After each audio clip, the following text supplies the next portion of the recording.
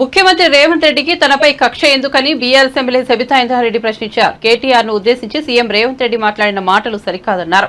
నీ వెనుక కూర్చున్న అక్కలను నమ్ముకోవద్దు, మోసం చేస్తారని కేటీఆర్ ను ఉద్దేశించి ముఖ్యమంత్రి అనడం సరికాదన్నారు. తాము ఏం మోసం చేశాం, ఎవరిని ముంచామో చెప్పాలన్నారు. రేవంత్ రెడ్డి కాంగ్రెస్ పార్టీలోకి వస్తే మంచి మనసుతో ఆయనను ఆహ్వానించానన్నారు. పార్టీలోకి రా తమ్ముడు, వస్తే ఈ పార్టీకి భవిష్యత్తులో ఆశాకిరణం అవుతుందని రేవంత్ రెడ్డికి చెప్పింది తానే అన్నారు. ముఖ్యమంత్రి అవుతావని కూడా రేవంత్ రెడ్డికి ఆనాడే చెప్పానన్నారు. అలా చెప్పలేదని గుండె మీద చేయి వేసుకుని చెప్పాలన్నారు. ఎన్నికల సమయంలో కూడా తనపై విమర్శలు చేశారని ఆగ్రహం వ్యక్తం చేశారు. అధ్యక్ష, తప్పకుండా చర్చ పెట్టుకుందాం.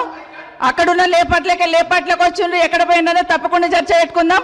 గౌరవ ముఖ్యమంత్రి గారు ముఖ్యమంత్రి అయిన తర్వాత కేసీఆర్ ఇంటి మీద వాళ్ళ కాకి నా ఇంటి మీద వాళ్ళతో కాల్ చేస్తాడు. ఎంతమంది ఉన్నారు అధ్యక్ష? ఇప్పుడు అక్కడ ఎందుకు చేర్చుకున్నారు అధ్యక్ష?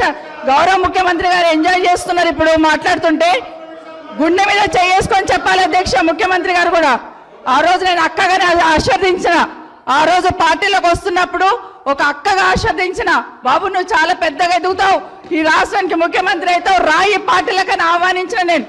ఈ రోజు మరి నన్నెందుకు కక్ష తీర్చుకుంటున్నాడు నాకు అర్థమైతలేదు. ప్రతిసారి ప్రతి అసెంబ్లీలో ఆడబిడ్డ బాధ అవుతుంటే వినే స్థితిలో లేరా? మీరు ఎందుకు నన్ను టార్గెట్ చేసిండు? ఒక్కని మాట్లాడి చెప్పండి అధ్యక్ష. అధ్యక్ష, ముఖ్యమంత్రి గారు ఒక మాట అన్నారు కేటీఆర్ గారిని, నీ వెనక కూర్చున్న అక్కలను నమ్ముకోవద్దు, మోసం చేస్తున్నాను. ఏం మోసం చేసినాం అధ్యక్ష? ఏం ముంచినాం అధ్యక్ష? ఈయనను ముంచినాం అధ్యక్ష.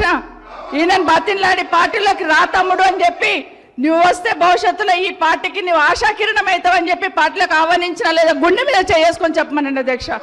ఎందుకు టార్గెట్ చేస్తున్నావు? ఏం మోసం చేశాం? ఇప్పుడు కాదు అధ్యక్ష, ఎలక్షన్లు వచ్చినప్పుడు కూడా నా కాన్ఫిడెన్స్ అట్లే కానీ అధ్యక్ష. సభదాకా పొద్దున ఒక మాట మాట్లాడుతుంది. ఏం మాట్లాడినాం? పొద్దున ఒక మాట, రాత్రి ఒక మాట. ఎవరిని అవమానిస్తున్నావు ఒక్కసారి ఆలోచించండి ముఖ్యమంత్రి గారు. ఎందుకు అవమానిస్తున్నావు? ఎందుకు కక్ష? ప్రతిసారి టార్గెట్ చేస్తున్నావు. ఈరోజు ఏం మోసం చేసినాం? మేము ఆడబిడ్డలం విత్డ్రా చేసుకోవాలి అధ్యక్ష.